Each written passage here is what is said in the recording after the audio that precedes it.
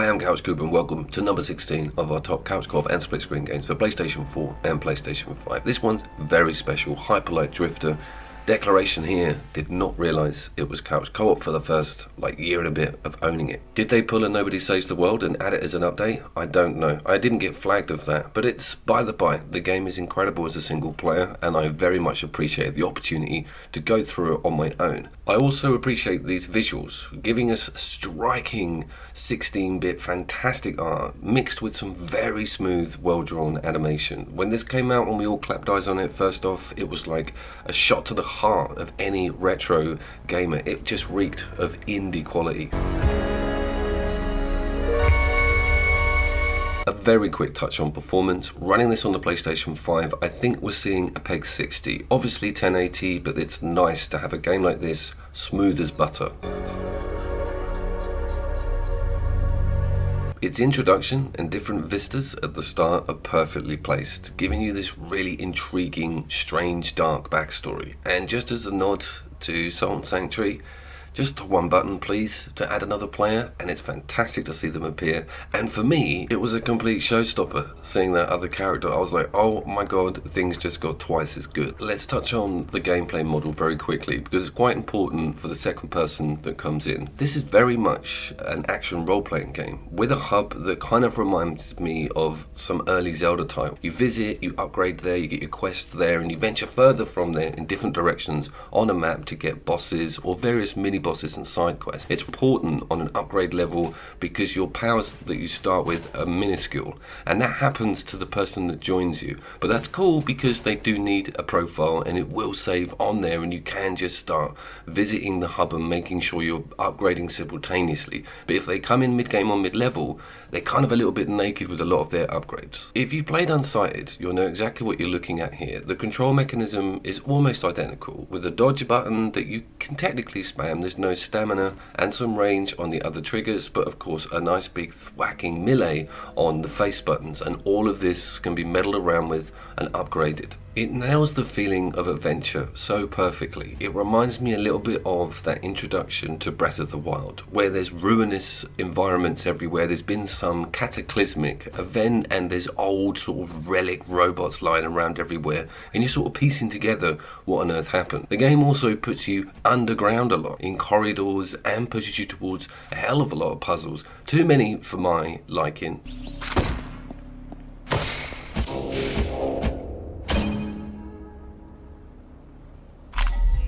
The plot or objectives kind of revolve around these shards that open up different areas of the map, show you where different bosses are, and sort of go to collate in the middle village. And you've got a whole bunch of them to get, and what I like is that you can go in any direction from the village. A lot of people head straight right. It's a little bit like Dark Souls, when each direction could spell certain death, because you can venture into an area that you're blatantly not powerful enough to deal with. It's got a distinct lack of hand-holding and text on screen. This is fantastic. Carrion promoted this very well, and it's just pictures, various little nudges to the directions that you need to go in, and some people may find this a bit difficult. There is no major quest line. All you've got to do is get rid of these bosses and get everything sorted out in the village, and how you do that and at what pace and when is your call. And it's a very, very good idea because they've catered for it so well by giving you this beautiful immersive world full of temples and ruins and relics and really interesting characters that have got a lot to tell you about what's happened previously.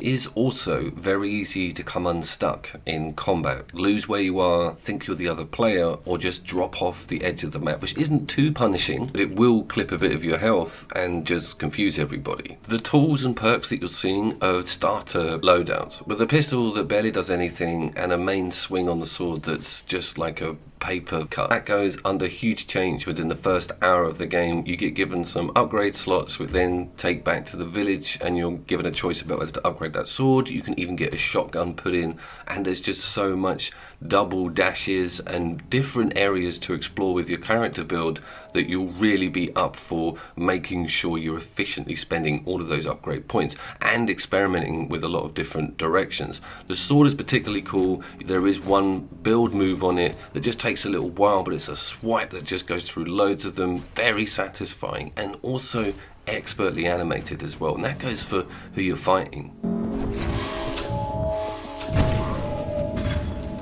It's also not an easy game, and it does push back. It's not a roguelike with punishing you with back to the hub, lost everything. You will have restart points. They're normally at the start of maybe an underground level or just round the corner of a particularly difficult section. It's got very much a campaign feel, and that's cool. I love it when indie games get that right, especially with the story and the upgrade system. It can feel really badly paced sometimes if you're dealing with visuals like this and you've just not got that awesome underbelly of sort of upgrades, tight combat, and amazing boss fights, which on this I haven't shown you any. They're so awesome. They are really good fun and take a while as well. Different attack patterns, open up, layered aggression.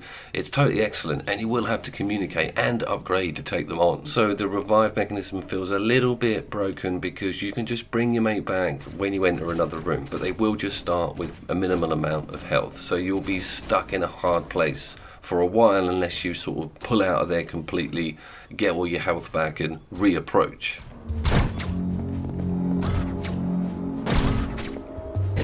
But that can breed a sort of recklessness from the other player because they've barely got any life and they just really need to make an impact, and it doesn't matter because they'll just be pulled back in the next room. I think a lot of that would change if you had enough upgrades spent on either character.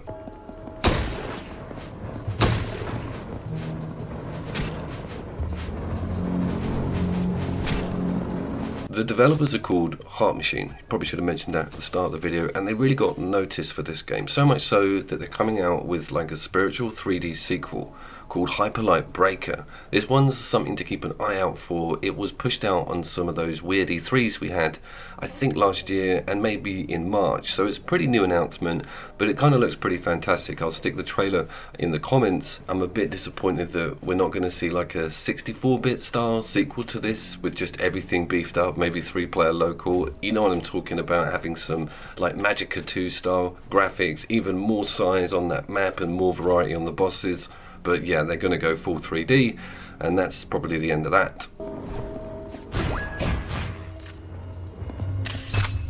This game's stark beauty and beautifully simplistic gameplay and game model is going to be appealing to quite a lot of people, I think. It's not a roguelike, it's got a very solid campaign, and if you've got the time, a really awesome little story running along in the background of all of this crazy stuff that's happening to you as a character, let alone the people that were there before your arrival. The game model itself, with its stripped down mechanics on things like crafting, you don't have to worry about any like finding elements hidden in a damn treasure chest somewhere. You're rewarded methodically, and those points can be spent on only cool stuff. Don't have to worry about grinding for a set of something that turns out to be useless. And of course your health doesn't come back. You do have to make sure you've got your eyes peeled for those packs that are lying around the map, and that's quite cool. Normally it's always a reset and you're not massively punished for taking huge damage of something that you shouldn't have.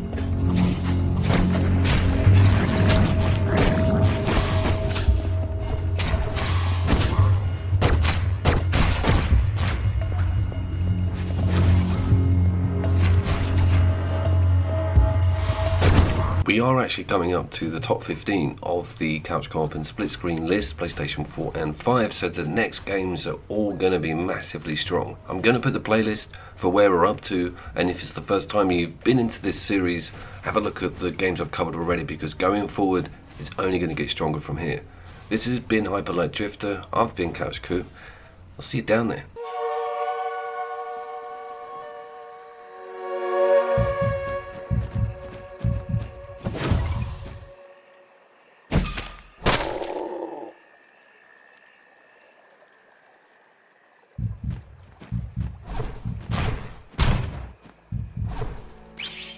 Oh.